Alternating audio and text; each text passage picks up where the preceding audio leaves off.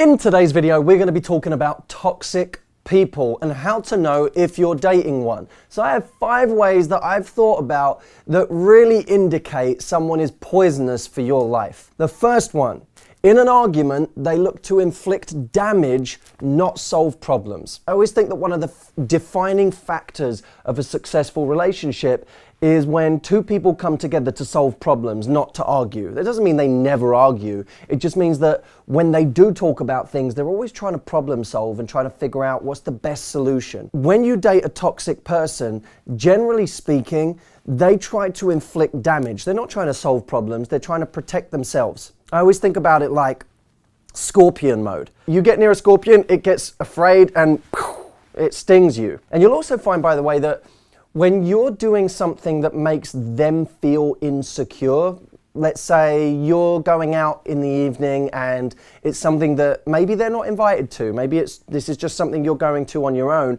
If they're feeling insecure about it, they won't come to you with that vulnerability. Instead, they'll make it a fight and then go to one-upmanship or revenge. So now they'll go out, but it will be about one-upping you, doing something that will make you even more jealous than they feel right now. Again, it's about inflicting damage, not about solving problems. Number 2, they treat everything like it's an attack. So when you come to them wanting to talk about something that you're not happy with, maybe it's a behavior pattern that you're seeing in the relationship, maybe it's something they did this week, something they said, you may come to them in a completely civil and rational way and choose your words very carefully and say, listen, I just wanted to talk to you about that thing this week. You'll find that they will meet that with aggression. By the way, one of the common side effects of this, and you may have seen this for yourself, is you'll find yourself now afraid to bring up problems with them. If you find that you sit there agonizing over what words to use and treading on eggshells as you say something, then if you're doing that to the extreme, it means that you don't have a healthy relationship with constructive criticism in your relationship. 3, they make you the root of all evil. So whenever there's a problem, whenever there's something going wrong, they will always make it about you and your problems and what you're doing wrong and why you don't understand it. So now, instead of admitting that something is actually their fault, that they need to change something, they'll make you the problem. They'll convince you that the problem is coming from you. And this is one of the really insidious parts of dating a toxic person, is that they become very good manipulators. And they can make you believe that things are your fault that have nothing to do with you. But proximity is power. So whoever you spend the most time around in your life, you will find that they will have an effect on your belief system that you don't even give them credit for. I don't care how strong your frame of reference is. I don't care how strong your confidence is. Those comments, those accusations, their belief systems will eventually get through. We become our peer group, right? Whoever we spend the most time with.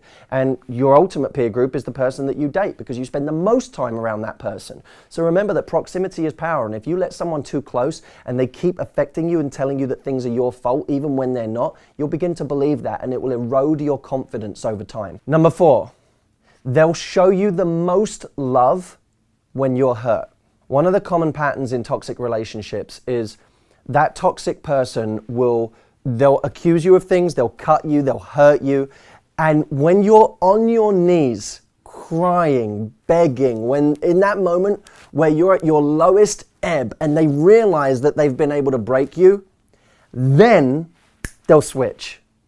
Then they'll begin showing you love. So it's this kind of schizophrenic behavior where they'll go super aggressive, they'll make you feel like crap, they'll make you feel insecure. And when you're so insecure that you need their love and you're sorry and you just need someone to lean on and you need them as a crutch, then they'll show you love. And here's why.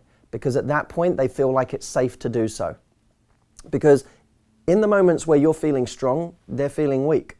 Which brings me on to point number 5. They get uncomfortable with your success. You'll find that a toxic person will belittle your ambitions, will make you feel unworthy even when you're doing well. When you do well and you have an achievement, they won't celebrate it with you and get excited with you. They'll brush it off, they'll change the subject relatively quickly, or they'll find a problem with it. You come home saying you got a promotion and they'll say, well, won't that now be a lot more work? They'll actually try and denigrate whatever it is you've achieved because they prefer you when you're weak. When things are going wrong, when you get fired, you'll get lots of love from this person. But when you get that pay rise, or when you go and start that new business, or when you do anything that could threaten them and the relationship because they perceive you to be pulling away from them or getting stronger or needing them less, all of a sudden they get vicious or they just get detached. Because there are two ways people go. Some people get aggressive and vicious and say, you don't care about me anymore. They go down that road. You're doing all of these things now. You don't care anymore. They try and make you feel guilty. Or they just act like they don't care anyway. And you'll find that they get distant from you when things are going well. They start spending more time with other people, giving more love to other people, and giving less love to you. So this video isn't about coming from a high and mighty place and us looking at toxic people and saying there's something wrong with you. Oh, I realized you're the problem, not me. It's not that we're perfect and they're not. We're not perfect. And that's the whole point. In a relationship, we come with imperfections, we come with flaws, we come with insecurities and wounds from previous relationships, from our parents, from experiences in our lives, from our failures and our tragedies. When we come to a relationship, in some ways, we already come as scratched goods. But the whole point is that you need to come to a relationship to meet a team player who is also imperfect, and you can help heal each other. You can't heal each other, of course. That's something only we ourselves can do. But we can provide an environment for our partner where it's possible for them to heal, where it's possible for them to become strong, to become great. Mark Twain said that the really great make you feel that you too can become great. Thanks for watching, guys. I look forward to seeing you in the next video. Leave a comment. Let me know what you thought of this. I'd love to hear about a situation where you know that you need to remove yourself from a situation like this, or you need to deal with it differently. And by the way, you'll find that this video doesn't just apply to someone you're dating. It also applies to colleagues, bosses, friends, family. These are rules that can apply across the board in our relationships in life. And they're very important to have a check on. So appreciate you being here. Love you. I'll see you soon.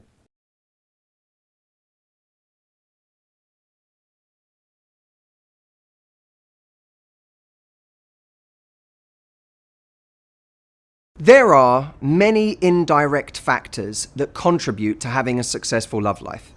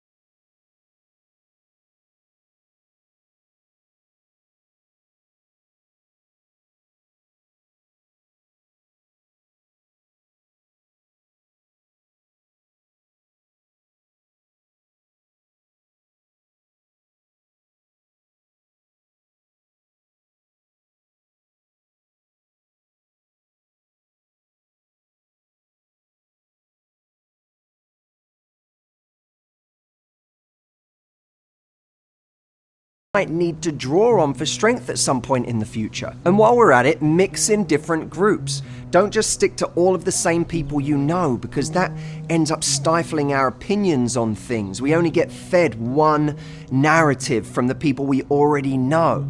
We should go wider, go to groups of people that you don't normally hang out with, get different perspectives on life, people who have been through different things. I have a thing that people come to where they make lots of new friends, and it's called my retreat.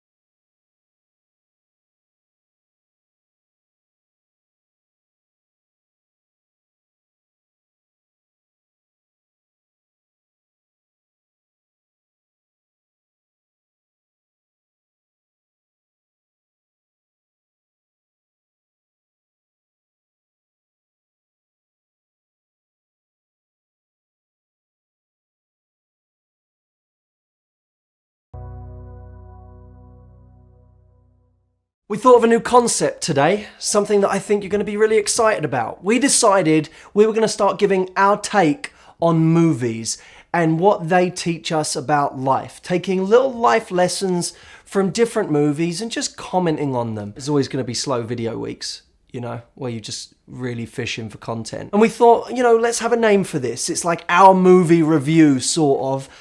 And Jameson came up with a great name, actually, didn't you, Jameson? Rotten Tomatoes. Turns out that was already taken. So we went for something a little different. This, my friends, is Sexy Potatoes.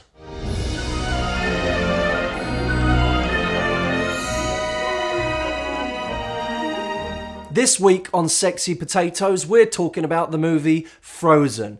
Now, I think it's fair to say that Disney needed a win, and it has a win in the movie Frozen. It did extraordinarily well, and I think it deserved to do well. I thought it was a really beautiful movie. I'm actually a Disney fan. I'm a guy, but I love Disney. I'm all about the cheesiness. I don't mind it. But the reason I like Frozen is because it sort of broke the mold of a lot of normal Disney things that it does when it talks about love. For that reason, I thought that Frozen wasn't just great in and of itself, it actually gave 5 really great pieces of love advice. Those are what I want to talk about today. Now, spoiler alert, if you haven't seen Frozen, go watch it now and come back and watch this video. Don't get angry with me in the comments. I've warned you. Lesson 1. Stop trusting blind passion.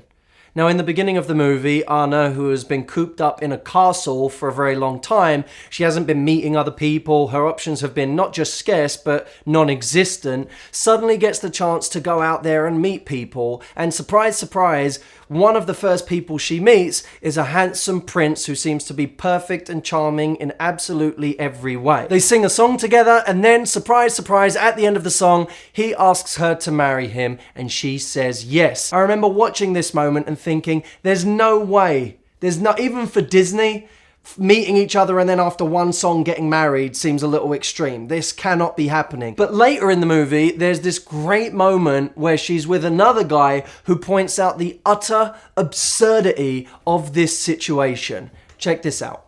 But Hans is not a stranger. Oh yeah? What's his last name? Of the Southern Isles. What's his favorite food? Sandwiches. Best friend's name? Probably John. Eye color. Dreamy. Foot size? Foot size doesn't matter. Have you had a meal with him yet?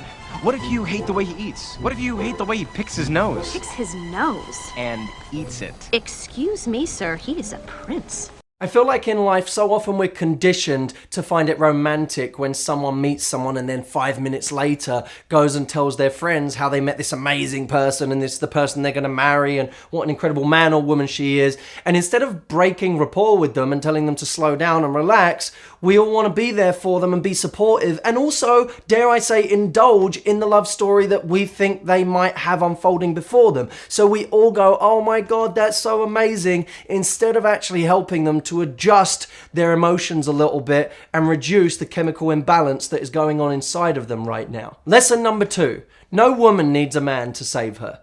Now, we're used to this idea, especially in Disney films, but in films in general, of the guy coming along and saving the day, saving the woman. Who is it? Sleeping Beauty. The guy comes along, he kisses her, saves her from a coma. Cinderella. Guy comes along, saves her from a life of abject poverty. Not so in Frozen. Anna, the younger sister, has a curse on her which can only be lifted by an act of true love. We assume throughout the movie this is going to come from a guy who's going to come along and save her, but in the vital moment where the guy is running towards her and she's about to die, she sees her sister in danger and runs towards her sister instead of the guy and saves her from what's about to happen. The curse is lifted, not because a guy did something for her, but because she performed an act of true love towards her sister and thereby saved herself at the same time. She was empowered. She didn't need a guy to come along and save her. Love lesson 3.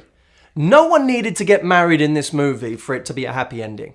I'm sick of movies where the destination is marriage. I feel like in Disney films, they get married at the end and then it's over, the credits roll, but many of those people were probably unhappy.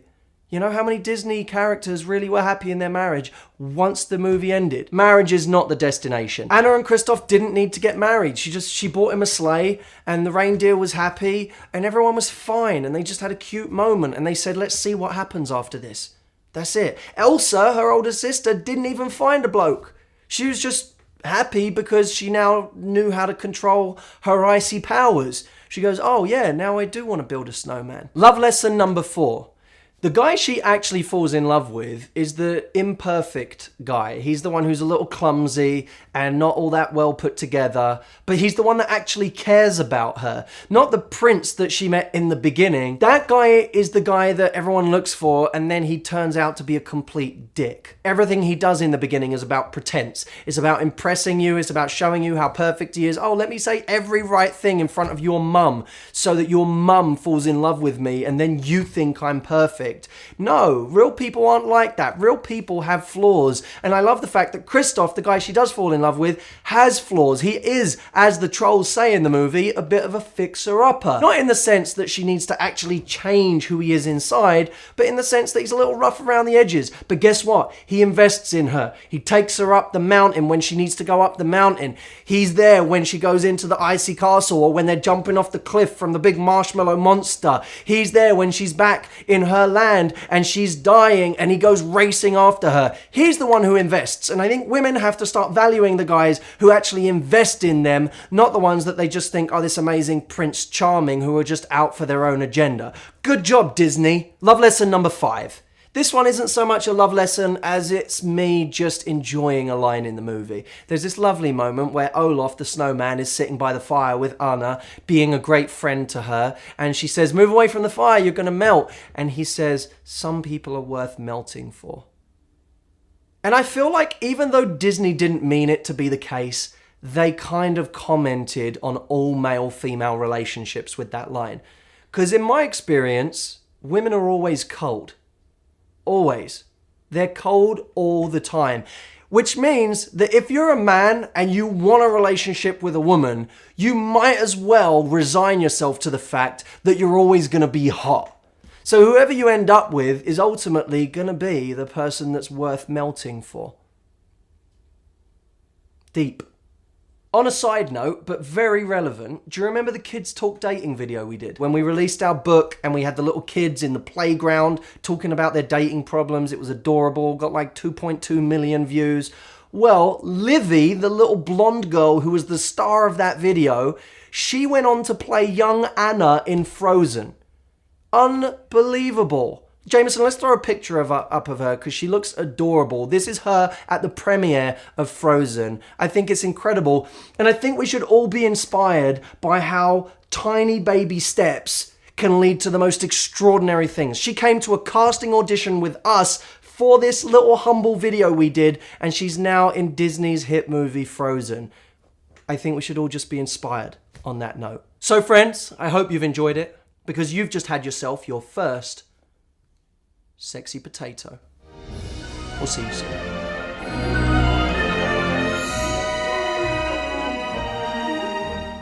This is Sexy Potato. Wait, give me your glasses. This is Sexy Potatoes. I've never made you laugh that much. Ariel and Prince Eric. You know, yeah, they got married at the end of the film, but think about it. He couldn't hear her speak for most of the film. Of course he fell in love with her. What happened afterwards? When she starts doing all this? We've gone from empowerment to complete misogyny. As they say in the industry, you've just had your first sexy potato. Look, it doesn't matter. It's true love. Doesn't sound like true love. Are you some sort of love expert? No, but I have friends who are. You have friends who are love experts. Jameson, this movie's about you. By the way, if you didn't know, Jameson came on tour with us. Didn't you, Jameson? Came to a couple of events. Came to 3 West Coast events. Orange County, San Diego, and Los Angeles. If you weren't at them, you didn't see Jameson. But if you were, you saw him in all of his glory. You missed out. We might bring him back to some more tour events. So if you want to meet the man, the myth, the legend, come join us on tour.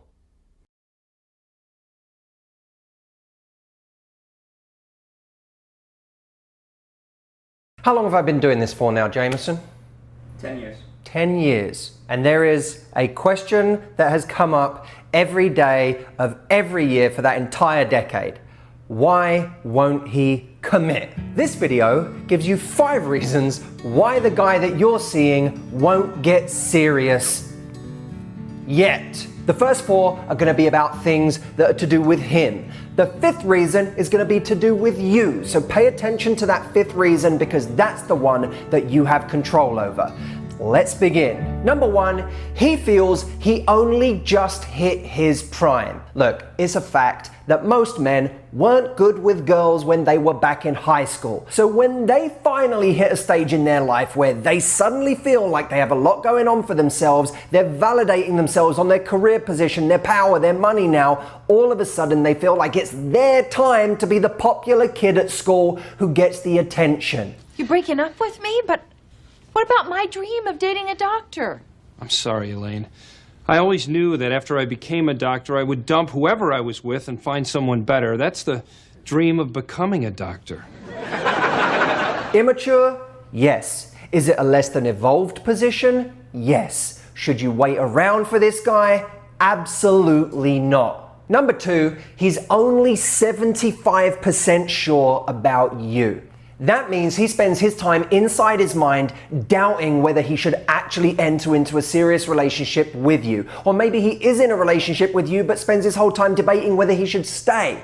That's a tough thing for you to hear. I know it's a tough thing for any of us to hear. But the fact is this, if he's 75% sure about you, it makes him 100% wrong for you. Number 3, his role models in life are all eternal bachelors. It's James Bond, who in every movie has a different Bond girl who at the end of the movie dies so that in the next one there could be a different Bond girl. Or Don Draper from Mad Men, who has 5 different women going at any one time. Chances are, until he starts admiring more 3-dimensional evolved men, his views on commitment won't change. Number 4, bad timing. It could be you met someone who's about to go traveling for the next 2 years. It could be that he's at an age where he says he's absolutely not ready to settle down at that age. But whatever the reason, he sees it as bad timing. And even if you think he's the right guy, I promise you, the right guy at the wrong time is still the wrong guy. The 5th reason he doesn't take you seriously is because you don't take yourself seriously. Most people in life don't think of themselves as good salespeople. But that's actually not true. I believe most people are great salespeople when they talk about something they're passionate about, something they believe in. When someone says I'm terrible at sales, it's usually because they worked a job somewhere where they sold something they didn't even like. But you watch people on a sleepover where they're trying to decide a movie, when they know that there's a great movie that everyone should watch, they get passionate about it. Oh my God, you have to see this movie. I cannot believe you haven't seen it yet. You've got to watch it. People get excited about it because they believe in that movie. They love that movie. It's easy to sell it. Well, why do people find it hard to sell themselves? Because on some level, they don't believe in the product. When you go into a marketplace and someone says, that's $100, and you say, I'll give you 70 for it, the reason they accept that deal is because it wasn't worth 100 in the first place.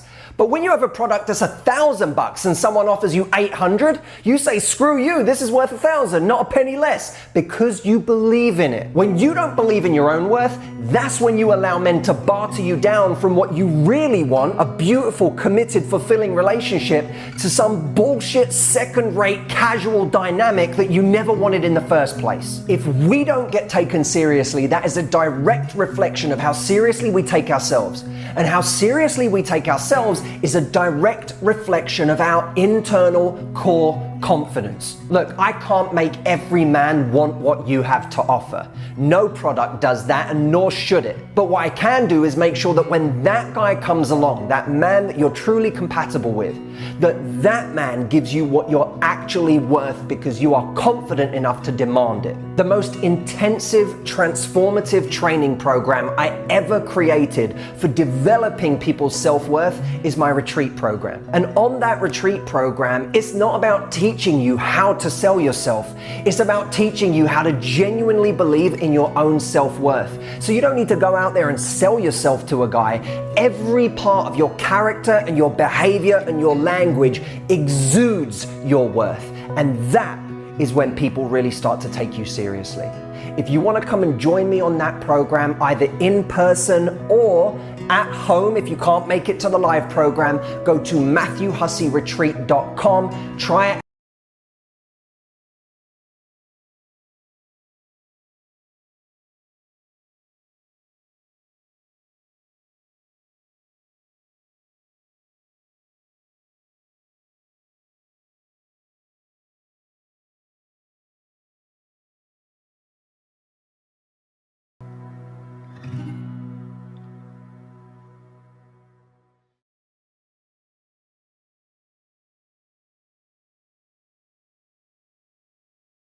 Well, he sounds like a cool guy. He is, and it's so nice to finally be excited about someone, you know?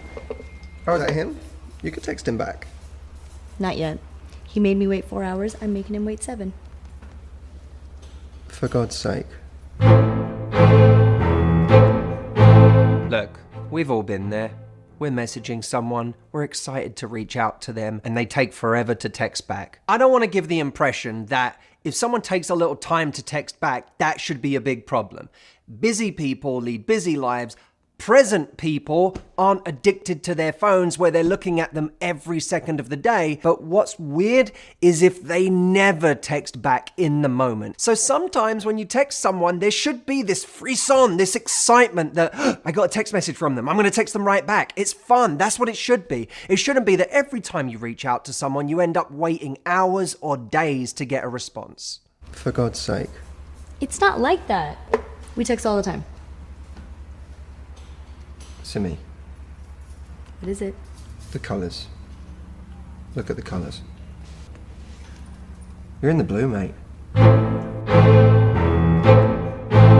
I coined the term being in the blue to describe the stream of messages on your screen that shows mostly those in blue that are from you. Some of us, because of our confirmation bias, we're looking for romance, think that if someone just messages us back, that's confirmation that they are actually interested. But it's not just about whether they got back to us, it's about the ratio of investment between the two of you. You're in the blue, mate.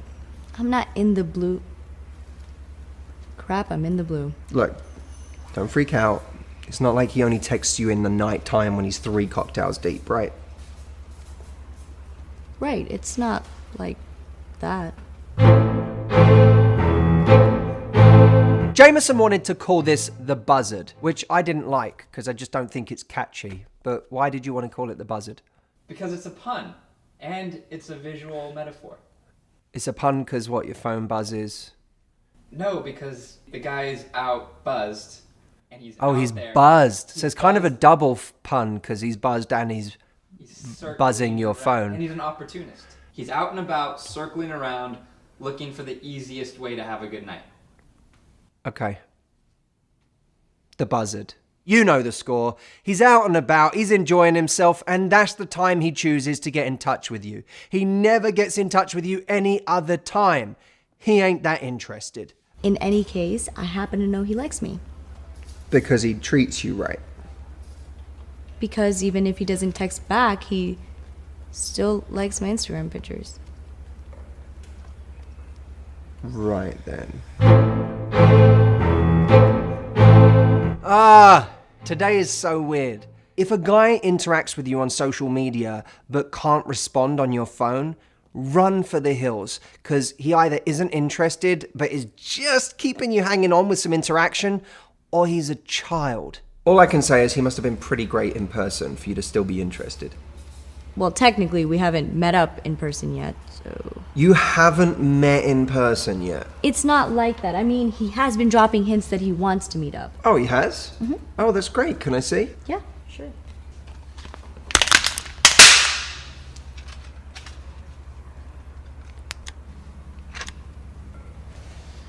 Thank you, I actually needed that. You're welcome. Do you think a hard reset?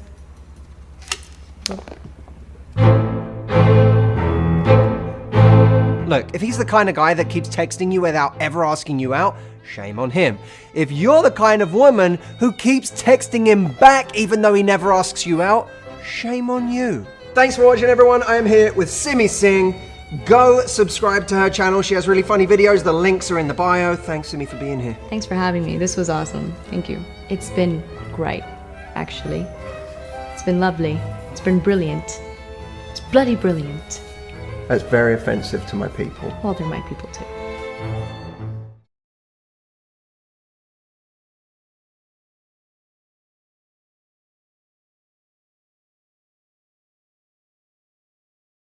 Hey everyone, welcome back to the channel. It has been a crazy week. I wanted to get back to basics and do a video for you on the 5 things that you need to know before you go and Netflix and chill with somebody. Before I get into the video, the book came out this week. It has been a huge week, a crazy week, and so many of you have contributed to the way that this book has gotten out there by already ordering a copy. Thank you from the bottom of my heart for doing that. I wanted to level with you on something right now.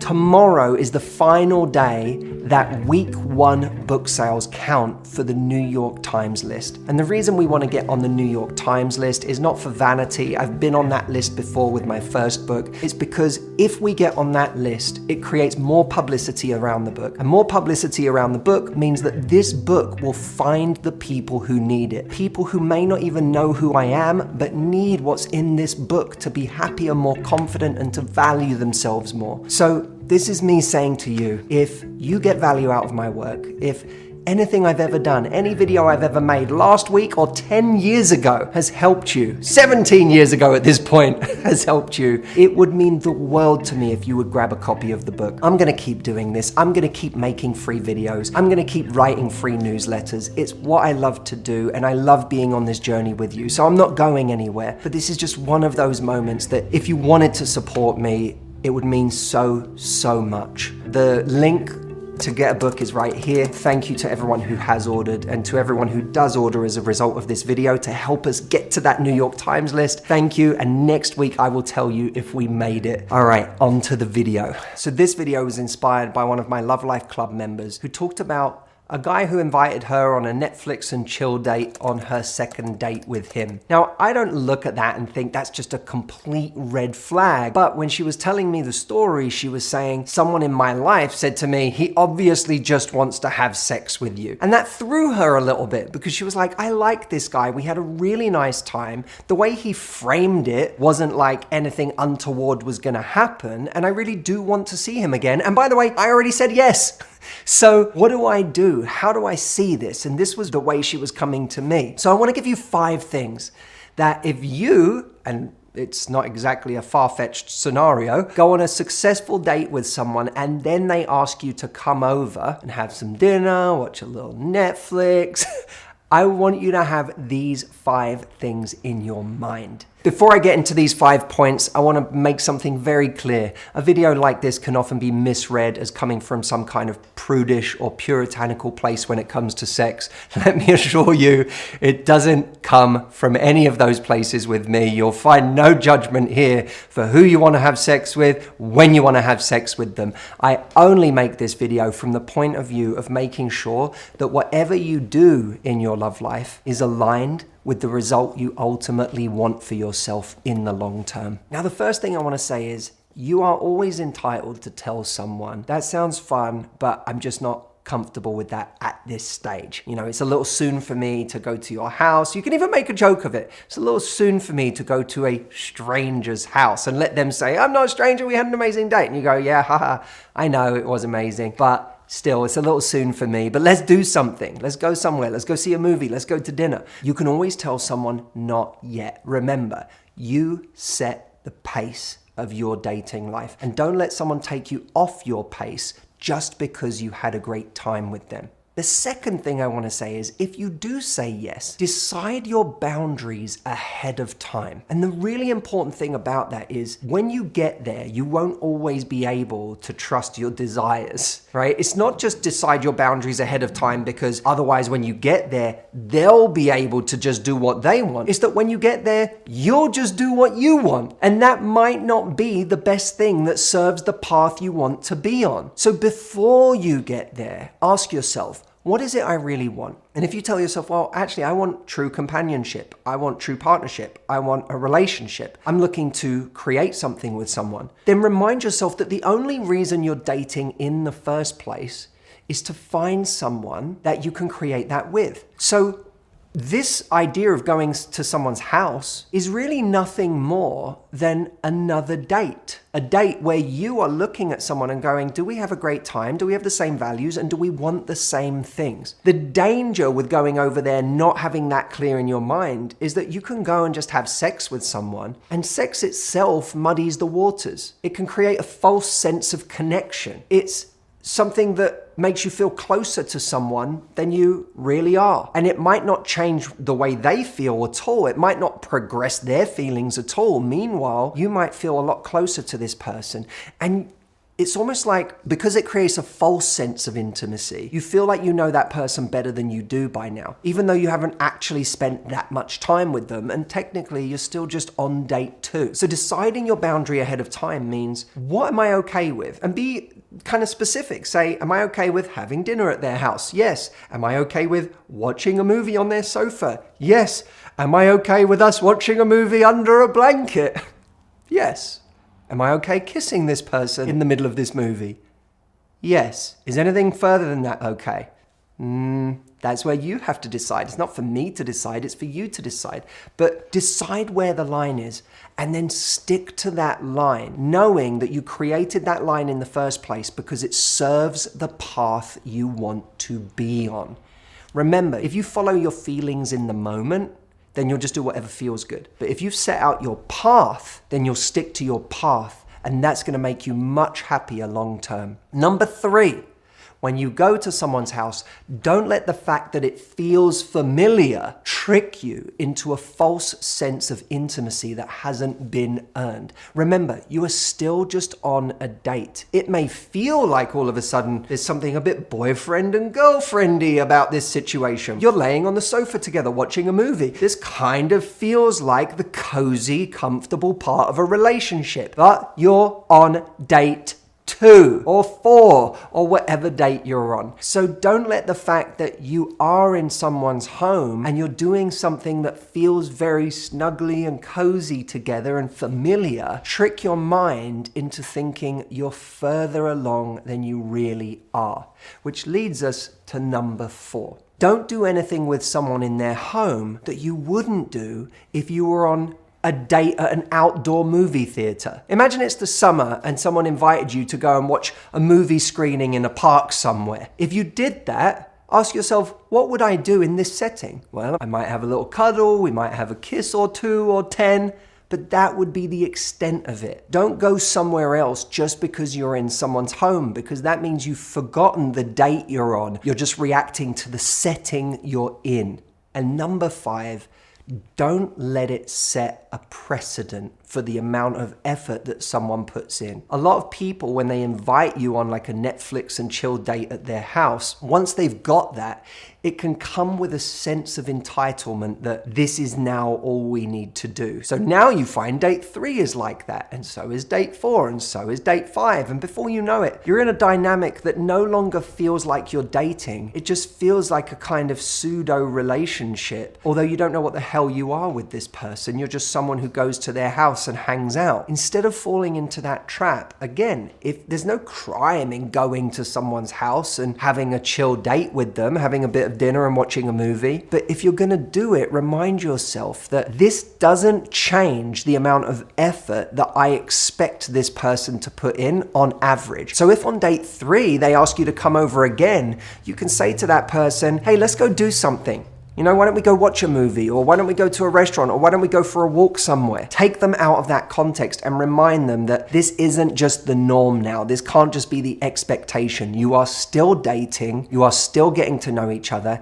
and you still expect effort. I also want to say, I feel I would be remiss not to say this, especially for women. Let's face it, going to someone's home who you don't really know comes with certain risks. There are plenty of unsafe people in the world to be alone in a room with. So whatever you do, if you don't feel comfortable with someone, if you don't know them that well, and there's even a part of you that's in doubt, get to know them more in a public setting before you show up to their house on your own. Or if you do show up to their house, make sure people you love know where you are, the address of where you are, and you check in ways that make the people that love you the most comfortable that you are okay. None of this comes from some puritanical place in me. It comes from one place only. Keep yourself safe. Thank you so much for watching this video. Thank you to all of you who have ordered a copy of my new book, Love Life. It's been a crazy week. I've been on CBS with Gayle King. I've been on Drew Barrymore's show. I've done stuff with Oprah Daily this week. It has just been one of the wildest weeks of my career, and I know you guys have been along with me for the ride as I've been posting about it and doing all of these lives. Thank you so much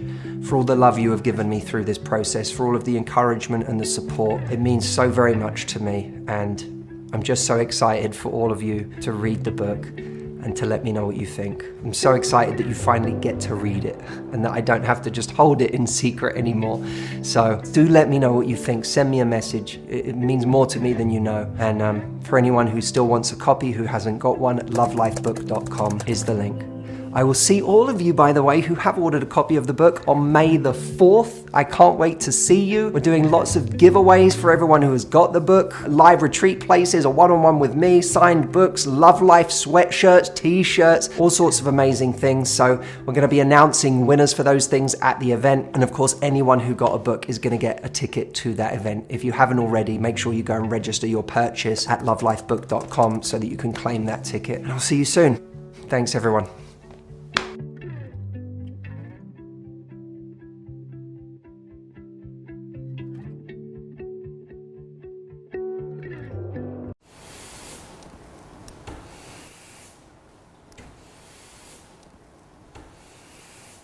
Oh, hey, I was just swiping. I get it.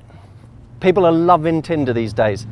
They get to go about their everyday activities at the same time as swiping till their heart's content. But the problem is, not enough of these swipes are actually turning into real dates. So here are 5 tips for turning Tinder messages into actual meetups. Number 1, this one is a profile hack. So this is something you can do in your actual profile to make it more likely that he asks you on a date. You say, always on search for the best gelato in town. Men are looking for a conversation starter besides just the way you look in a profile. So when you give them something to latch onto, you also give them a concrete idea for what to do with you. Number 2, act like a human being. On Tinder, people play it like it's a video game and they have no human emotions. And when we don't feel like we're dealing with human beings, we lose our empathy and we stop treating them like human beings. If you want to be treated like an individual, like a person that's worth taking out and spending time with, we have to start acting human. How do you do that? In your messages, you say things like, I'm spending time with my niece today, it's so amazing. Or me and my sister are going out tonight, she just got to town and I missed her so much. Or you could say, I went and saw a scary movie last night. I'm still frightened of it. Little weird scared face emoji of some kind. Essentially, anything that shows you to have a little more depth. Friends, family, human emotions, vulnerability. These are the things that actually reveal more about us. Tip number 3, show him that he stood out to you. What that means is, actually pay him a bit of a compliment. Say to him, you seem like one of the few people on here that actually sounds like a human being. LOL. We should exchange numbers and see if we get on over the phone. By the way, when you say we should see if we get on over the phone, you're giving him an extra challenge to deal with. You have to impress me on the phone before we go out on a date. You can also be a bit more direct and say, here's my number, we should grab a coffee sometime. You seem like an interesting guy. You seem like an interesting guy is a nice embedded compliment, but at the same time, it's not like you're saying, I know enough to know you are an interesting guy, you just seem that way. But I'm now giving you a reason to want to meet up with me. I've given you a positive identity for you to fulfill. Number 4, give Tinder addicts a bad name. That means when you've been messaging back and forth with a guy for a while, send him a message and say, okay, gotta go, headed out with friends. You should text me sometime so we don't become those weird Tinder people who never actually talk. Wink. His likely response is to say, I don't have your number. Then you can fire it back to him and he now gets to follow up by not being one of those Tinder people. And number 5, remember, cool people don't make a big deal out of meeting up. So if you find yourself messaging back and forth incessantly on Tinder, all you need to say is this. Well, feel free to say hi in person sometime. I'm around before meeting friends later tonight if you want to grab a drink. Otherwise, catch you soon. See, the thing about that is it shows that he's not even a blip on the radar of your week. You have so many things going on that he's not that important for you to make a big deal out of how to meet up. You just throw it out there casually. Look, Tinder is something that most people play like it's a video game, wasting hours and hours on something that's utterly fruitless. It's not a video game, it's something that's there to create opportunities for your actual real life. Just like any dating website or app, it is just a tool. So instead of using it to waste hours of your precious life, use it to build your life and have real experiences and see what might come of it. Be bold, be authentic, don't be afraid to ask what you want, and certainly do not suffer time wasters. I'll see you next week.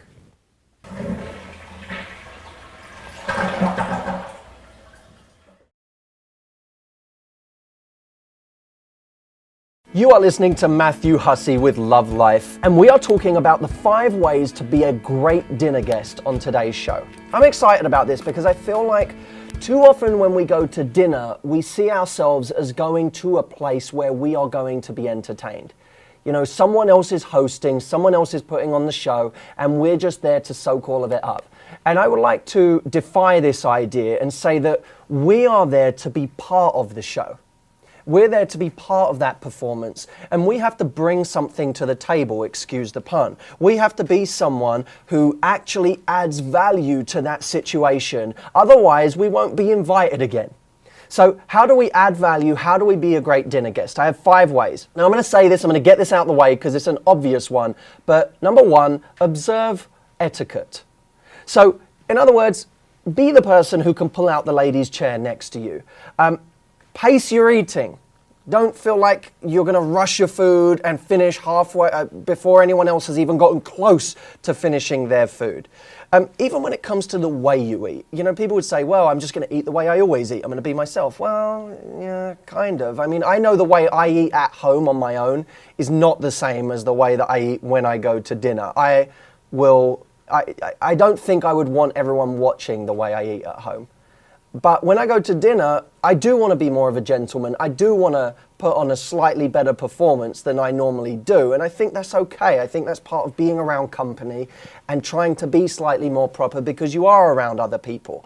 Your phone shouldn't be left on the table. Please don't ever be one of those people who sits there with their phone on the table, facing upwards, text messages going off, all of that stuff, it vibrating constantly. Put it in your pocket and really give yourself to the situation. Be present, be involved, be a contributor instead of someone who is divided between what's going on around them and their phone. Number 2, come with great stories. I think you should come with a couple of stories locked and loaded to any dinner. And people say, oh, that sounds a bit contrived and, you know, do I really have to plan in advance? Yes, because otherwise you're going to be the boring person at the table. Yes, you do have to come with something to say. And I think that stories are important. We as human beings have a history of storytelling that goes way back to the caves. We are good at storytelling. We're natural storytellers. If we're not used to telling stories, we should start getting good at it. That may be a topic for another episode. But for this episode, I want to talk about you bringing stories to the table. When you're at the table, always have just 1 or 2 stories that you can reel off. They might be from today, they might be from the last week, it might be a story you've been telling for 20 years, but you know is a great one. Have that story ready to go so that you can contribute and be part of that performance. 3rd, be current. Know what's going on at any particular time. Read a newspaper that week. Read a couple of journals. Go on a couple of websites and find out what's in the news. I'm not talking about knowing every piece of celebrity gossip. I'm talking about actually being aware of what's going on in the world around you. There is nothing worse than being at a table where you say to someone, oh, what about that thing? And you start describing something and they go, oh, I didn't know about that thing. What do you mean? It shows someone who's boring. It shows someone who's ignorant.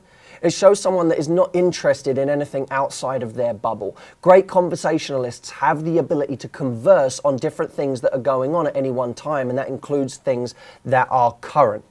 That leads me to the 4th thing. The 4th thing is to have opinions. When things that are topical come up, when current stories come up, be prepared to have an opinion on those things. The 5th part of this is to not just give your opinion, but be inclusive. Once you've given an opinion, ask the opinion of someone else. In other words, don't finish a sentence without saying, Mark, what do you think of that? What do you make of this whole situation?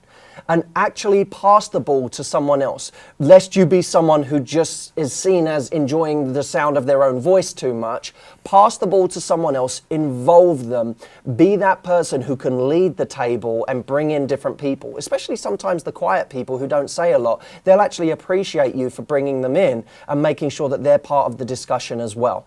So that's it, the 5 tips to becoming a great dinner guest. 1, observe etiquette. 2, come with great stories. 3, be current. 4, have opinions. And 5, ask questions and be inclusive. I hope you found those useful. Go use them at your next dinner that you get invited to and let me know how you get on. Leave me a comment. Let me know what you thought of this topic on Facebook. I'm at Coach Matthew Hussey. I look forward to seeing you there, guys. Take care.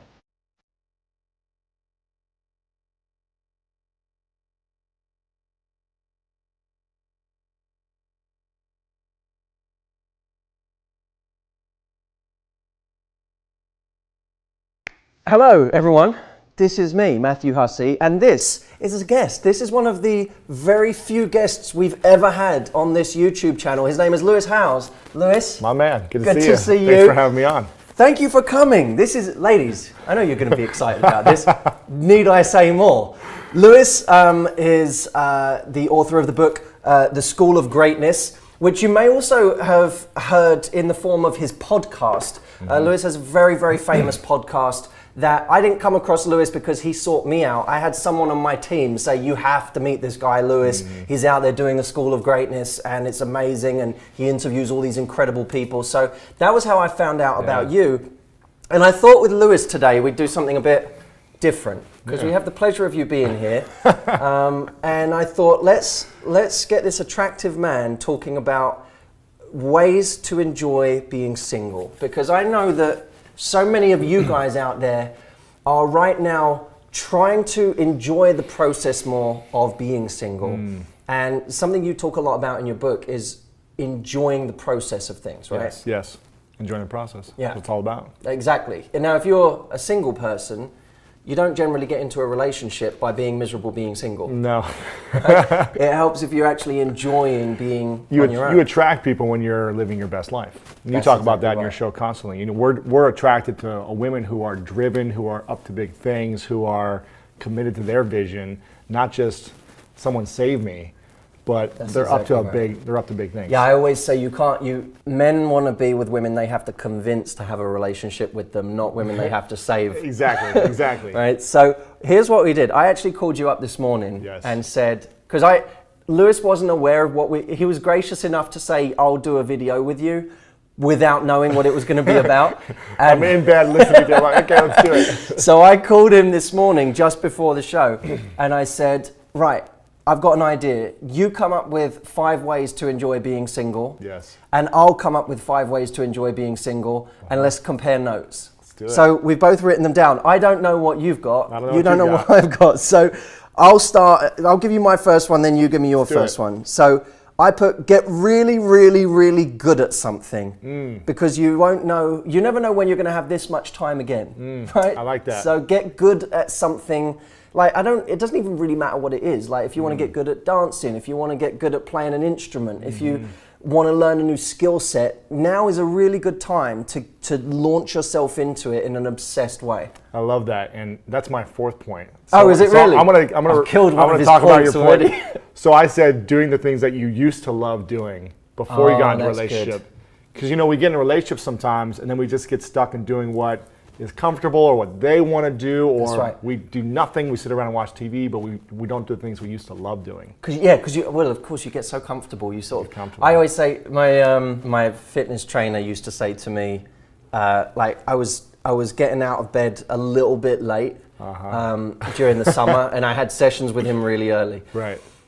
And I said, no, I'm gonna get it together. I'm gonna get it together. And it was in London, and it was starting, like the seasons were changing. Yeah. And he laughed at me and he said, "You wait till it's winter, and you've got a warm body in bed next to you. Oh, you won't want to get up. And you don't want to get up." So it's like there are so many things that just because we're comfortable and things are like they're warm and cozy, you don't want to get out from under the covers and do something. Exactly. Yeah. So do things you love. I like that. The things you used to love. All right. Second, something I call spontaneous socializing, which means there's a spontaneity I think you lose when you're in a relationship. And I'm not saying you should lose it, but I think people do. So for example, if you are at home one evening with your girlfriend or your boyfriend and a friend says, "Hey, I'm out right now in this bar, like come join us." You're not going to go. You're not going to go because you feel bad. Yes. Because it wasn't like both of you were invited necessarily, and you're not going to say, "Hey, I know we were gonna spend an evening together, but I just got invited somewhere." Right, you can't so do you that. don't do that. So I think engaging in more spontaneous socializing, where A, you say yes more off the cuff, yes, and B, you socialize with the types of people you wouldn't normally socialize with, because this is a good time to also experiment with the types of people you like hanging out with. I love that. That's a great point. I'm going to go into my first point, which was more time getting to date and love yourself. Oh, that's good. Yeah. So, and I know you've talked about this before on some of your shows, but when I was single back in the day, I was like sad and down and out.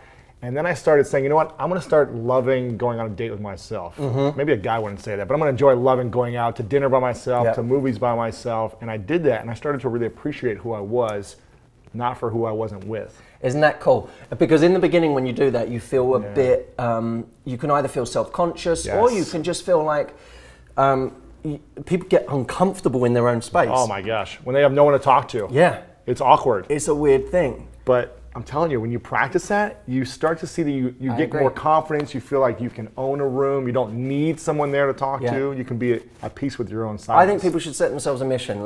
They should go like once every 2 weeks. Do one date by yourself. Yes, movie, dinner, lunch date, coffee shop. This is brilliant. Yes. Okay, I really like that. Third one, get out of your little city or wherever you are and go. I didn't want to say travel because I thought not everyone has the money to travel right now or the time with work. But that doesn't mean that you can't find a fun place to go for the weekend near where you live, or even a day. Yeah. Like, just get out of your little area and go explore places. It's funny, a good buddy of mine who's engaged right now, he lives a few blocks away. He's like, this city is so big, but we do the same things every day. There's always a new place to go hike, there's a new adventure. Yeah. But we don't do it. So he's making a mission like every weekend to go explore LA somewhere new. I love it. To experience that with his fiance. So it's fantastic. Doing that thing will be great. So was this number 3? Number 3. Number 3 for me is time to focus on your health. Because again, we get comfortable, we lay around, we don't go work out as much when we're in a relationship. Sometimes. Hopefully you have a partner that supports that. But finding time to really commit to going to classes, doing the extra workout, and making yourself feel better. That's what I'd say. I love that. I think that's a really important one, and it's going to make you feel sexier and more attractive anyway, and that's going to feed back into everything else. Because this is number 4, take risks to tell people that you find them attractive. I think one of the things that makes single life enjoyable is knowing you have choice, even if you don't want to exercise that choice right now. One of the things that makes being single quite scary is when you think there's no one in the world that wants you. And we wait, I think, to see if people want us. We're like sort of always hoping when we walk out of our door, someone will say, you look great today. Like you really, wow, like you look sexy. Do you want to go on a date tonight? We always hope that's going to happen, but most of the time it doesn't. And it's not because people don't find us attractive, it's because like us, people don't have the courage. They don't go out of their way to make stuff happen. Exactly. And so I said, you know what? Having options makes being single more fun, and the only way you're going to have options is if you actually take risks. Yes. So take risks. I like that one. Number 4 for me is getting to surround yourself with the family and friends you love. Because sometimes, like you mentioned, you're not doing the spontaneous friend thing. We stop hanging out with our friends. We stop seeing our family as much. And we're just spending that alone time with our partner. That's so true. So getting to reconnect with the friends, doing the spontaneous, going out and drinking at the bar or whatever it is. You stole one of mine there. Exactly, Because I had the exact same thing, which was there are certain family members. I know I had this with my brothers. You know, I got 2 younger brothers, and I sort of came out of a relationship feeling like, wow, I really haven't given them what they deserve. Yeah. And I haven't built the connection. I'm so close to my brothers, but you know, your relationships are only as good as you invest in them. So I knew I hadn't invested enough in the last year or so, and it gave me a new impetus and time and energy to be able to give to those relationships. Okay, so number 5. This is number 5? Yes. All right. I believe so. I put make rejection your friend. Because it's... Dude, I like that one. It's good, right? That's so good. I just think we're so... There was a line in your book where you were giving us a bit of a pep talk, and you said, get over how you look, right? And you were talking about just in general, not specifically your looks, but like, get over the way you look and don't fear embarrassment so much. And I thought about that in the context of rejection. And, I know there's so many times in my life where I've not done something because I was afraid of looking uncool. And I was like, well, what if I go and talk to her over there and she thinks I'm weird? You have to get over yourself. You have to. I was terrified to talk to girls when I was in high school. And I think I might have actually told you this story. And I remember giving myself a challenge going in from junior to senior year, or maybe a sophomore to junior year, but I was 16. And I said, every time I'm outside of my house and I see a pretty girl that I'm attracted to, I'm going to go up to her and say hello. That was the initial challenge. And I remember being so terrified to start because I didn't want to get rejected. But then it became easier and easier because I just said, hey, how's it going? My name's Lewis. Great to meet you. And struck up a conversation. And it gave me so much more confidence for the rest of my life. I love that. But that fear of getting rejected, even if it happened, I was like, okay, next. Do you ever go to these days when you go up to someone, is it just to say, how you are, I find you attractive, you look really lovely? Is there a go-to for you? I just say, how are you? I just smile and say, how's your day? You know, I keep it really simple. Yeah. I mean, I do this with men and women. You know, I'm like, how are you? How's your day? Where I'm out at lunch or dinner, whatever it may be. And that's non-threatening. Yeah. How are you? How's your day? Yeah. Smile. I love it. People love the smile. I love so. it. Okay, you're so number my 5. fifth one. This is, you know, I'm kind of putting it back into something from my book maybe.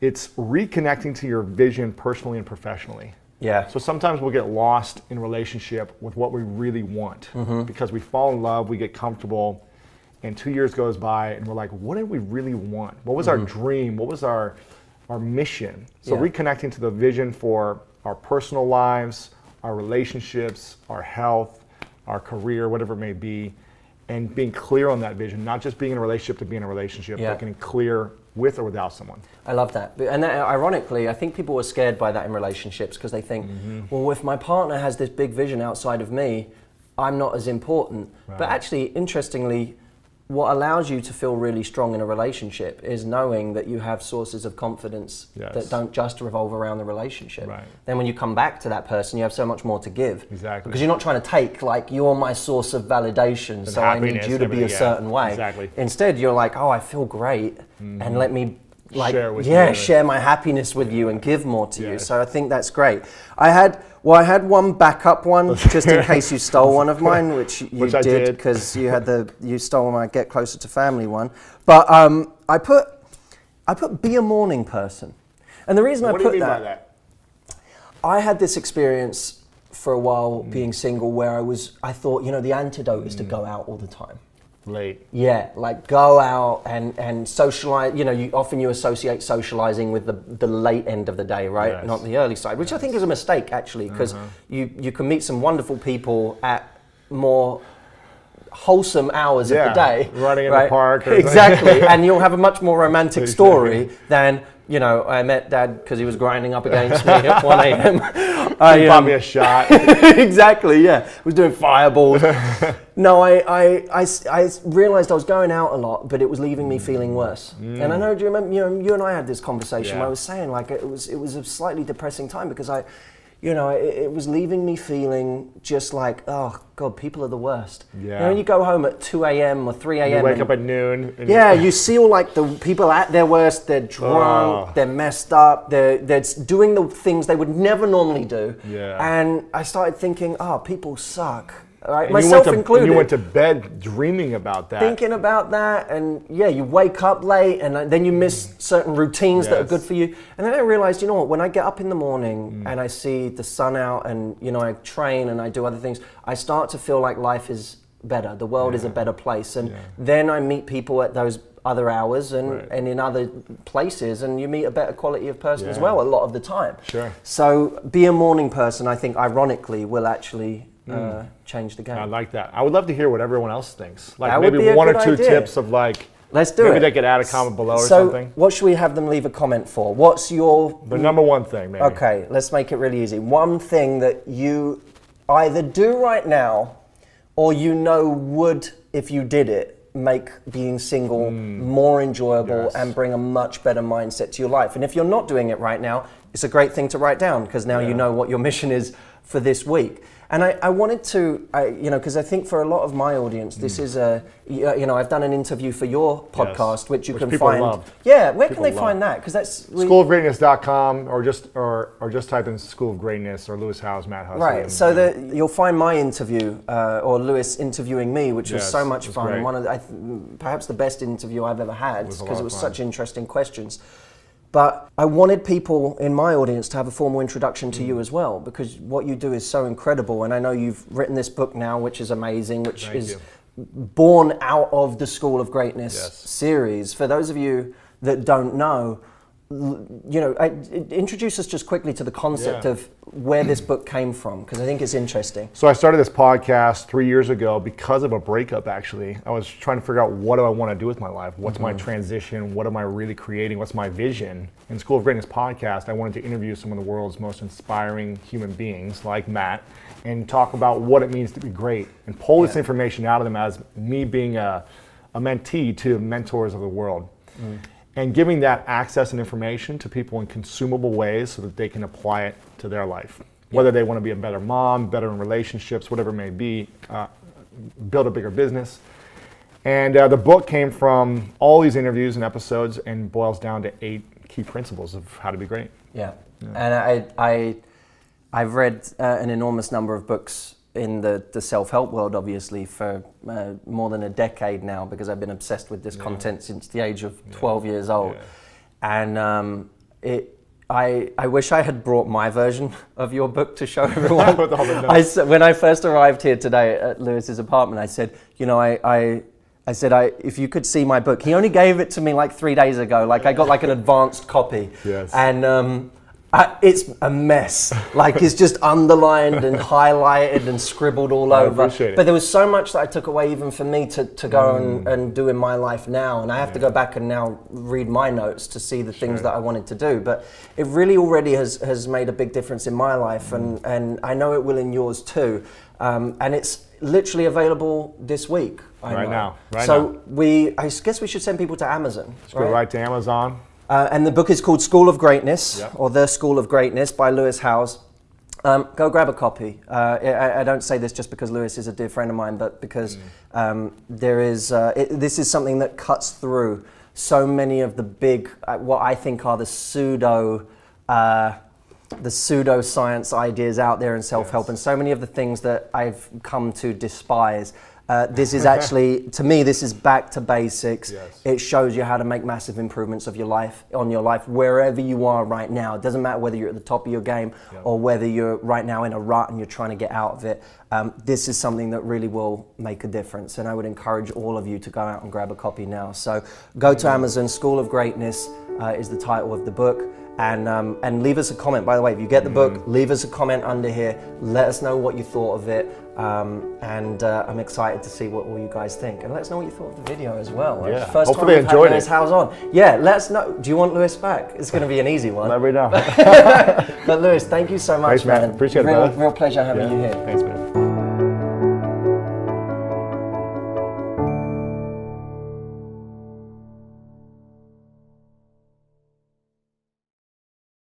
I wanted to make a video that was a counterintuitive answer to the question that I have received ad nauseum for 15 years now, which is, Matthew, why am I still single? Why have I not met anybody? And often people are looking for very direct answers that must relate to their love life, must relate to something that they are doing wrong in their interactions or some flirting tip that they don't know about. But the truth of why so many people are single is actually more structural and indirect than that. John Kay wrote a book called Obliquity. And the idea of this book was that the results we want to achieve in life are best achieved indirectly. So if you want to be a millionaire, don't focus on becoming rich, focus on creating an amazing product that meets people's needs. Focus on your leadership skills, focus on your ability to build an amazing team and get them on board with your vision so that they can help you get there. These are indirect things that have nothing to do with money. But money becomes the byproduct. Well, the same is true in our love lives. There are things that have nothing to do with our love lives that if we get those right, produce an amazing love life, produce more opportunities, might lead to the relationship you have always wanted. And so what I wanted to do in this video was highlight 5 things that when I was thinking, what are the reasons people are single that have nothing to do with their love life, were the first things that came to my mind. So I'm going to read these out and I want you to tell me which ones you resonate with. Leave me a comment and let me know. Which one are you like, oh wow, that's mine. That's exactly me. And by the end of the video, are there any you feel I've left out? If so, leave me a comment, let me know. Reason number 1 you may be single that has nothing to do with love. You have friendships, but not communities. There are a lot of people that will say to me, man, I have a social life. I have great friends. I know that when they say they have great friends, that doesn't necessarily mean they're part of any communities. What's the difference? Well, a friend might be someone that I go to dinner with every week. I get social connection from them. I get this feeling of kind of connection and intimacy and vulnerability and friendship. All of that is good, obviously. That's wonderful. But it's not community. Not in a way that introduces me to a new pool of people. And one of the great antidotes to online dating and burning out through dating apps is to have communities in real life. If someone invites me somewhere, and it's not someone I know really well, it's kind of more of an acquaintance or someone who's on the way to becoming a friend, but they invite me somewhere. They invite me to a party they're going to or a social event they're running. If I go there, I'm probably going to meet 99%, if not 100%, new people. That gives me a shot at becoming part of a new community, especially if I get invited 2 or 3 times and I become a new staple part of that group. If I join a running club, I am going to be exposed to a new community of people that I wouldn't otherwise have met. Most of us spend our lives in the exact same communities we've always been in. And so once we've exhausted those pools and realized there's no one there for us, our opportunities stop there, apart from online dating. The antidote to that is not spending more time with your existing friends. It's 2 things. Say yes to people you don't normally say yes to that can expose you to brand new pools of people, and go do things you're interested in community. Because you could just put your headphones in and go for a run on the street, but when you do it as part of a running club, you're in a community doing it, and that gives you the added benefit that you're going to meet people there, some of whom will be new friends that will invite you to new communities again, and if you hit the jackpot, one of whom might actually be the love you've been looking for. The second reason you might be single that has nothing to do with love is that you work from home.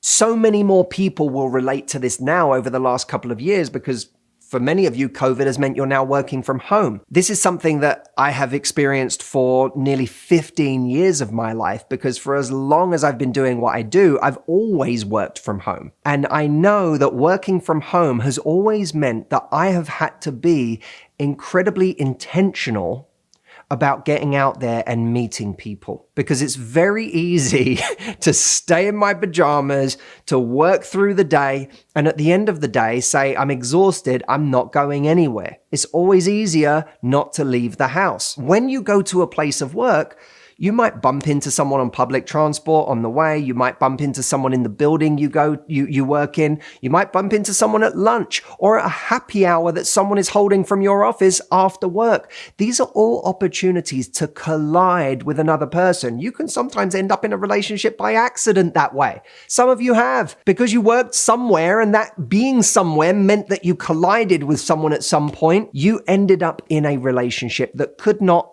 have happened if you worked from home that day. So what this means is, it doesn't make working from home a bad thing. For so many of us, it's changed our lives. But what it does mean is that if you work from home, you're going to have to be really intentional about creating opportunities to go and be in the world, to be in spaces where you can collide with other people, whether it's occasionally working from a busy coffee shop so that you're around people, whether it's going to the gym in the evening so that you're part of a class there and you can meet people there, or whether it's simply going to the grocery store. Anywhere that you can bump into someone is a plus and a moment where an opportunity could arise. Don't use working from home as an excuse to be passive. The third reason you may be single that has nothing to do with love is that you live in the middle of nowhere.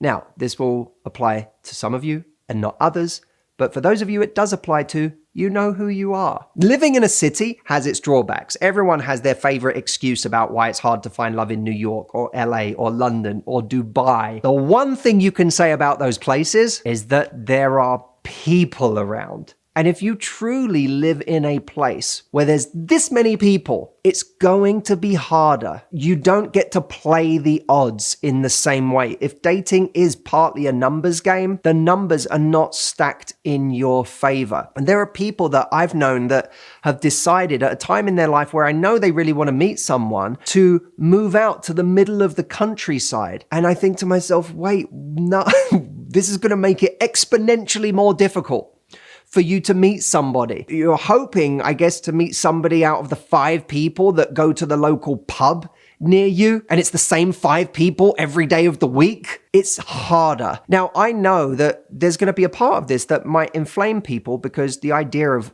so what are you saying? I have to move? That's a big deal.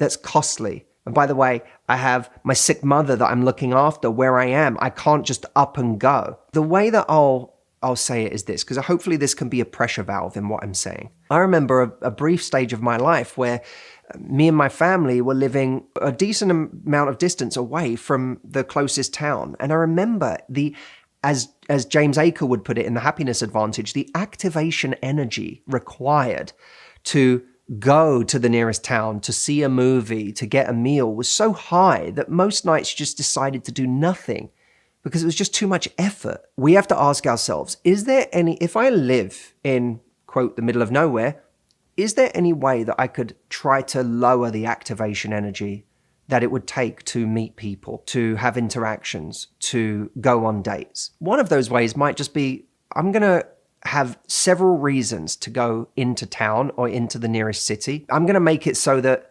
I'm able to be there for a day or two a week. If I create multiple wins out of that, so that it's not like I'm just going into the city to hope that I bump into somebody that's attractive, because that's going to leave you're going to hate that. You're going to go home just demoralized and depressed every time. You're like, I drove a fucking hour to come here and just to hang out and meet no one and then come home again. I would have rather stayed at home and read a good book, watch TV shows. If we're going to remain where we live right now, we have to create multiple wins that we'll get from going to the nearest place where there are people. What are the 4 reasons that you could be going into the city that you can combine on a single day or on a weekend? Go do that and make sure that while you're there, you attend something social, or you meet up with someone, or you just go hang somewhere and work for a couple of hours in a busy spot, or you go on dating apps and you line up a date while you're there. Or you may look at something a little more drastic. You may look at your choice in life to live where you live and say, does it work with my key priorities? If one of my key priorities is I really want to meet someone, do I want to live a little closer to the action? Is it worth it? Is it possible? If it's more expensive to live there, could I take a smaller space to go and live there so that I can have the possibility of a different kind of social life that might bring more opportunities for love? Or if I'm looking after my sick mother where I am, do I need to be 1 minute from her? Or could I be 20 minutes from her and 20 minutes from the nearest place where there's lots of people, instead of 1 minute from her and 40 minutes from the nearest civilization? These are all options. I'm not here to put any judgment on what you're doing right now or to tell you you should do anything, but they're questions worth asking. Life is all about choices. It's all about priorities. And if we have a setup right now of where we live that's making it disproportionately difficult to meet someone, something has to give somewhere, and we need to find where that give is. The 4th reason we may be single that has nothing to do with love is that we're not proud of ourselves. And more specifically, we're not taking pride in ourselves and our appearance right now. Training is one of those things that can make us feel great about our bodies. It can make us feel good. I'm not talking about getting to some figure that looks like a magazine. I'm talking about something that makes you feel proud of yourself, something that makes you feel sexy. And that can be, it doesn't have to just be training. It could be throwing on an outfit we really enjoy. It could be getting up and getting ready in the morning and feeling good. It could be doing our hair or makeup. What are those things that make you feel sexy? Because when we go out, we're either one of 2 people. We're either going out and kind of hiding, and I have had many days where I'm going out and I'm hiding from people. I want my coffee, but I don't want to be seen. I don't want to make eye contact with everyone. I want to look at the floor the whole time because I just don't feel good in myself in that moment. And there are other times where I go out and I feel like the shit. I feel great. I'm like wearing shoes that I like. I'm wearing an outfit that's new and crisp. My hair's done. My skin feels good. And in that moment, I'm like open to the world. I'm looking around. My head is up. I'm ready for interactions. I'm going to make eye contact with the person serving me my coffee. I might have a bit of banter. I'm open to the world. And that energy produces a whole different world of opportunities. There is one face that we have that tells the world to go away, that tells opportunity to go in a different direction. And there's another face we have that invites everything into our lives. The difference is when we leave, do we feel that energy that makes us proud to take ourselves out? Do I feel good? Do I feel like I'm taking myself on a date right now? And am I doing the things that make me feel that? A small thing for me is getting ready first thing in the morning, showering and making myself look as good as possible in the morning so that I feel like that for the rest of the day. That kind of cheesy cliche, if you stay ready, you don't have to get ready, right? When you go out and you just feel ready, then anything can happen. You could be in a grocery store and see someone attractive and you might actually do something about it. You might actually say something. You might actually hold eye contact for a second longer, and that 1 second longer might be the thing that brings them over to you. So is your head up? Are you open to the world? And are you doing the things for yourself, your presentation, your image that make you feel like doing those things? Are you taking yourself out on a date each day? Because if you are, other people will want to date you. The 5th reason you may be single that has nothing to do with love is you're too freaking tired. And I would combine this with you don't have time. Time and energy are two things that are very connected. In fact, I would go as far as to say energy is time, because most people have some kind of time. Most people find time to watch the latest Netflix show, regardless of how busy they are. They somehow have still seen the episodes that we're all talking about when we say, have you seen this? So they have some time, but time without energy is redundant. If you don't have the energy to reach out to somebody, to flirt, to go out and be where people are, to be on a date with great energy, then it doesn't matter how much time you have. You're just exhausted. You're never going to be able to do it. So we have to look at our lives and say, if I'm getting real with myself, what needs to happen for me to have more time and perhaps even more importantly, more energy to actually invest in creating opportunities in my love life? And I say this humbly, knowing that there are those of you who are working multiple jobs, who are looking after sick relatives, who have children that you're raising on your own, that are dealing with all manner of issues in your life. You may be dealing with your own health issues. There are so many plates you're spinning that at the end of the day, you have nothing left to give and barely any time. And to that, I would say, if you're watching this video, then there must be some part of you that really wants to find love. And you may decide, based on what Matt just said, I just don't have time right now.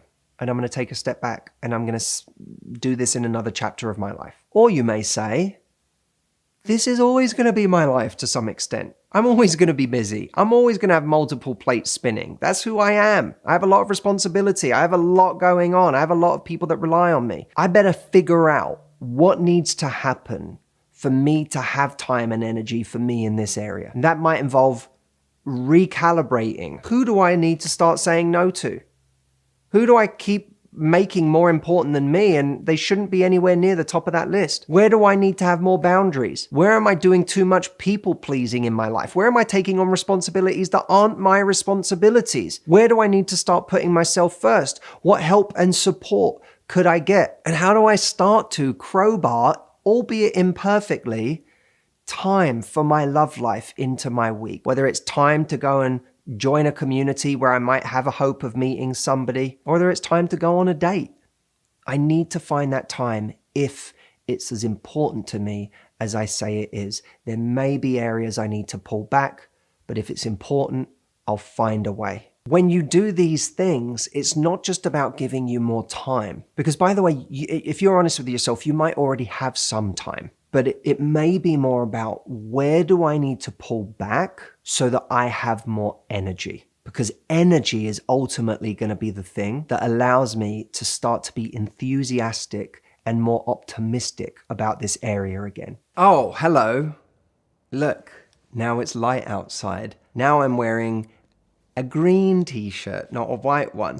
I wanted to give you something that's going to help you before you leave. If you're out there texting people in the early stages of dating and you want to know what to do in a challenging situation where someone sends you something, you don't quite know what to reply in order to keep the conversation going or to maintain attraction, or maybe someone got sexual too quickly and you're like, whoa, I like this person, but I don't like this tone, I don't like this rhythm. What do I actually do to get this back on track? I have a free guide for you at whattotextnext.com. Go over there now. It's a video training on how to move things in the direction you want them to go in early dating, especially if you just met someone from the wild west that is dating apps. So go check it out, whattotextnext.com. And it's free. Did I mention it's free, Jameson? Nope. It's free.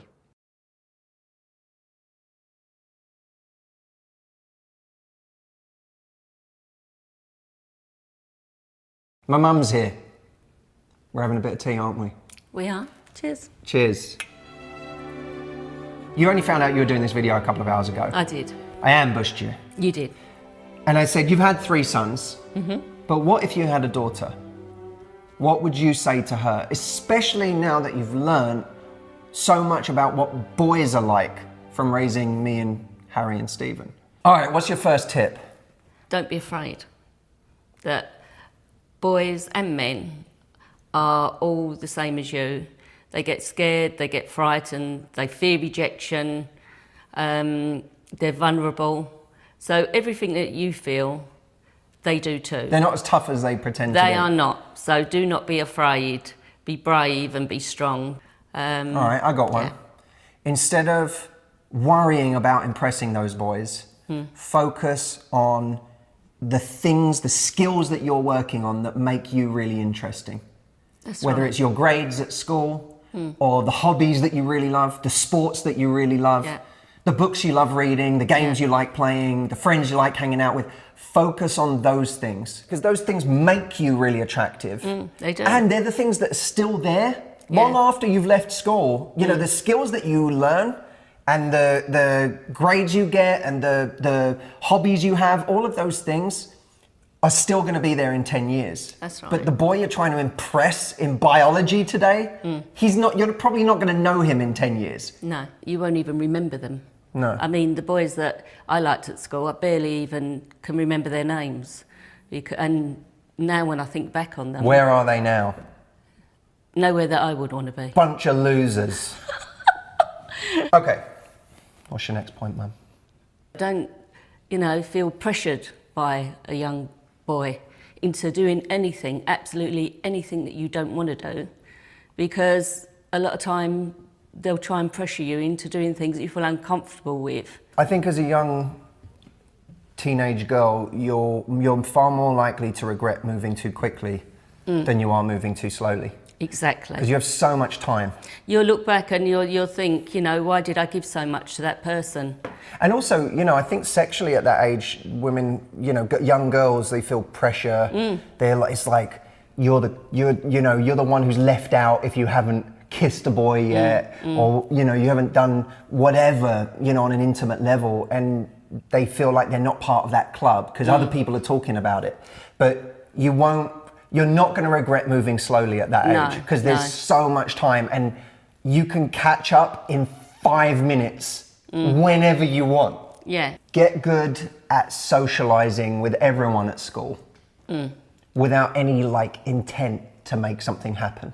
If I look back on myself at school, I was focused on that one girl that was, super popular, or had something about her, everyone wanted her, and I was so focused on trying to impress her that I just became weird around her. So just get good at talking to everybody around you. Don't worry about the intent, I need to impress that guy. No. Just get good at talking, take all of that pressure out of it and just say, I'm just going to socialize with people. Yeah, and actually, if you got to know the other people, you might find them more attractive anyway. Because they're actually nicer people, probably, than the one you've put on a pedestal, and you actually don't even know. Oh, that's an interesting point. So yeah, one final tip, what would you say? There's teenage girls out there listening to this everywhere.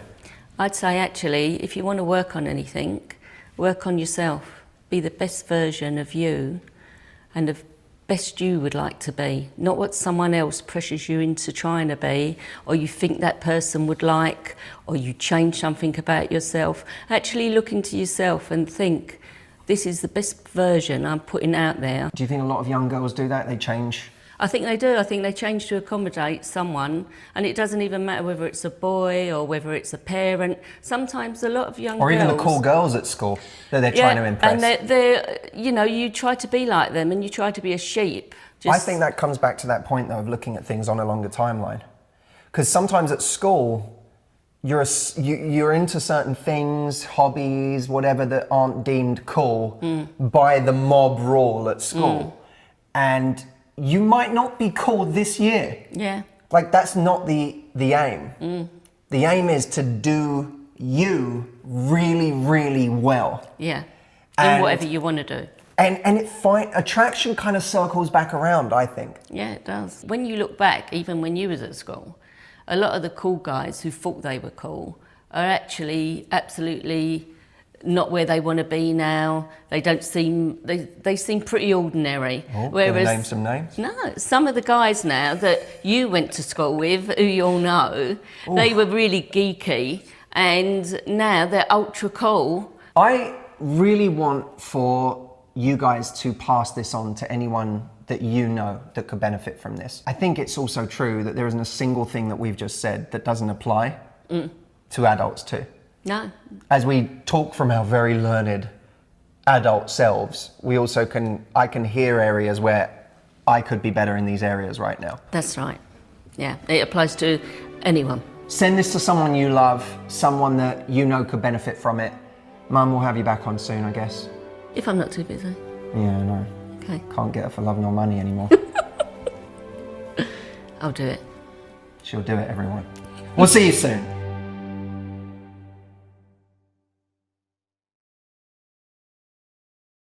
Look, truth is, most people who watch this channel want a relationship. Relationships? Yes. Dating? I don't want that, right? That's most people's approach to this, is please, anything but dating. I want a relationship though. So how do you manage your energy so that the dating process, the part that you need to do to get to a relationship, doesn't burn you out before you ever get one? Here are 5 ways to manage your energy in the process. Number 1, be wary of projecting your hopes and dreams onto the person you're on a date with. So many people start dating somebody, they get overexcited about that person, they get excited about the projection of them, not the real them. How could they? They barely know this person. And all of a sudden the stakes become very high because it becomes very important that this goes well, because after all, this is the right person. You're projecting your hopes, your dreams onto the person in front of you. They are a blank canvas on which to put everything you've always wanted in your love life. When the stakes go up like that, so does your adrenaline. Your energy starts to spike as you give more and more to this person, even if you don't show it to this person. Just the anxiety that comes with having made them so important burns energy. Remember this, getting to know someone, knowing if they're truly right for you, is a slow process. It happens through the accretion of moments and experiences with this person that tell you bit by bit there's someone you could actually construct a relationship with. It's not something that happens overnight. So relax if you're early in the process right now. There's not really anything for you to lose. Number 2, the second way to manage your energy is to not give all of yourself immediately. We do this in one of 2 ways.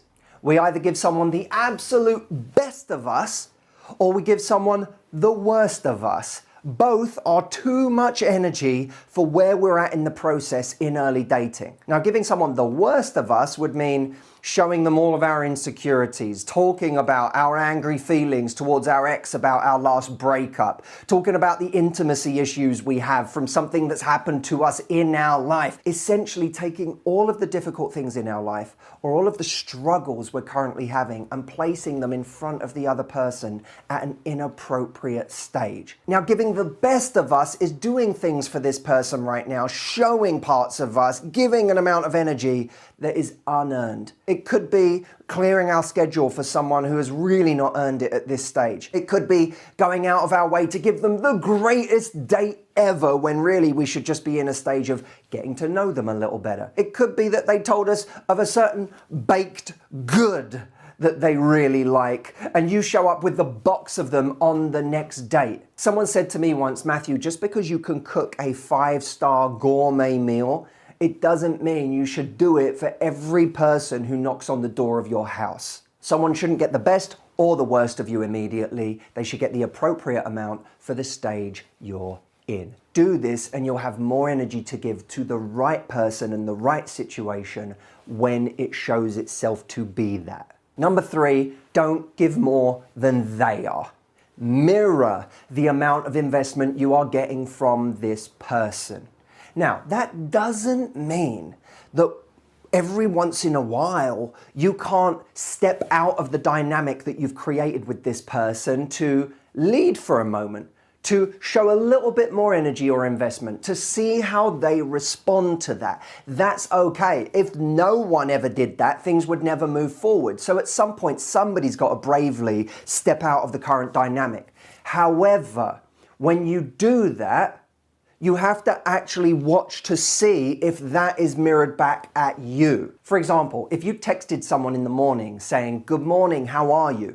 and that's not something either of you are accustomed to doing for each other, wait and see how this person responds. The next day, don't send the same message, because otherwise you're now in a dynamic of doing that every day. You're continuing to invest every day without seeing if they're willing to do the same, if they ever take the lead. Let them come to you in equal amounts. Number 4, don't make them a priority before they've done the same for you. You have to start prioritizing each other equally. If someone doesn't talk to you for a couple of weeks and then out of nowhere wants to see you in 3 hours, "Hey, what are you doing this evening? Do you want to come and do this?" That's something you should be inherently suspicious of. There's nothing wrong, by the way, with accepting a spontaneous date. Nothing wrong at all. From someone who has a history and a record of trying with you, from someone who's been investing, then it just becomes something fun and romantic and spontaneous. But when someone who hasn't been trying all of a sudden texts us and wants us to make them a priority out of nowhere, this calls for something very different. It doesn't mean completely ignoring, because ignoring someone doesn't communicate our standards. What it means is responding with something that elegantly communicates that this isn't enough for you. Number 5, to not reach out any time you're craving attention. We have to make a clear distinction anytime we're reaching out to someone. Am I reaching out right now in a way that's organic, because I really have something to say or share, some value to add to this person's day? Or am I reaching out simply because my ego, my insecurity is craving attention? If the answer is the latter, that's a moment to stop and divert your energy to something more productive in your day, something that's actually going to move forward with that energy. Because this relationship will not move forward with that energy. And we have to understand, and this is just understanding the ego, understanding our own self-esteem, that is a bottomless well. That need for attention will never be satiated. So even if you do get a response from that person right now in this moment, 3 hours from now, you'll be feeling the same thing again, because reassurance doesn't last. What we need to do in that moment is take that energy and pour it into something that's actually going to make our lives richer, that's going to make us stronger, and that's going to create a more confident us to bring back to the person that we want to attract. Don't give energy because you're craving attention. Give energy for real connection. Now, if you want to know how to give energy in a way that creates real connection, adds value, continues to build what you have with someone in a way that leads to a relationship, I talk about all of that in my program, How to Talk to Men. You don't even need to buy that program today, because I'm going to give you a free chapter just so you can try it out. You can go and download that chapter for free at getthefreechapter.com. I hope you enjoyed this video. I feel like this is really important. So much of our energy is wasted in dating. And We don't have unlimited energy. When we burn it on the wrong people, it can leave us utterly depleted. When people tell me I need to take a break, or when people tell me I'm just exhausted, that's real. That's real. We can get utterly burnt out. When you've just been dating someone for months or years, giving them your best energy, and they've just become a vacuum for the best parts of you, and they've not been replenishing the well for you, you can come out of that feeling completely taxed and exasperated and burnt out in a way that makes you not want to go anywhere near the dating process for a while. We have to protect ourselves from ever getting to that place. And that's the point of this video. Manage your energy, because you don't have unlimited energy. And when you meet the right person, or the person who has the potential to be the right person in the right relationship, we want to have our best energy to give at that point. Thank you so much for watching. Go get that free chapter at getthefreechapter.com, and I'll see you next week.